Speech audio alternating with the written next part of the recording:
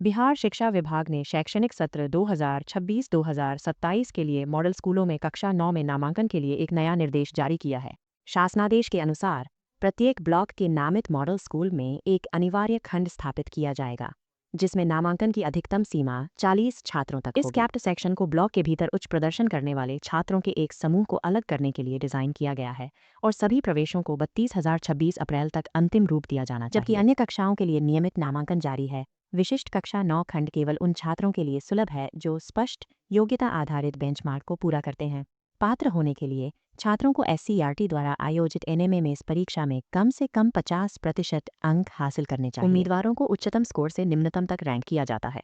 School तब उपलब्ध सीटों को भरने के लिए शीर्ष 40 अंकों की पहचान करता है।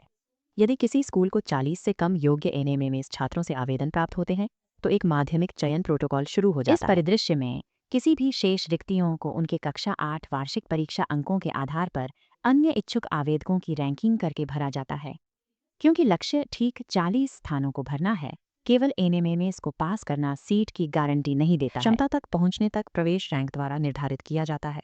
विशिष्ट प्रतिबंध लागू होते हैं। प्रोजेक्ट गर्ल स्कूल केवल महिलाओं के लिए बने हुए हैं और वर्तमान में निजी स्कूलों में नामांकित छात्र इस नामांकन चक्र के लिए पात्र नहीं हैं।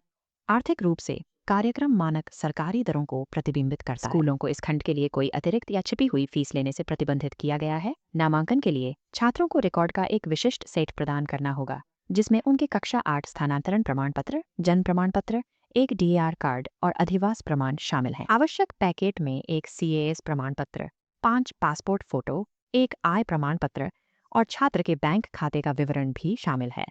जबकि वित्तीय पॉजिटिव प्रविष्टि कम है, प्रशासनिक आवश्यकताएं प्रत्येक आवेदक के लिए व्यापक और अनिवार्य हैं। इस नामांकन अभियान को प्रबंधित करने और छात्र पात्रता को सत्यापित करने की जिम्मेदारी पूरी तरह से स्कूल के प्रधानाध्यापक की है। प्रधानाध्यापकों को एक पारदर्शी निर्धारित चयन प्रक्रिया का उपयोग करके इन 40 सीटों के लिए एक 100% नामांकन सुनिश्चित करना आवश्यक है। विस्तृत निर्देश और अतिरिक्त अपडेट स्कूल नोटिस बोर्ड और जिला एनआईसी वेबसाइट पर पोस्ट किए गए हैं।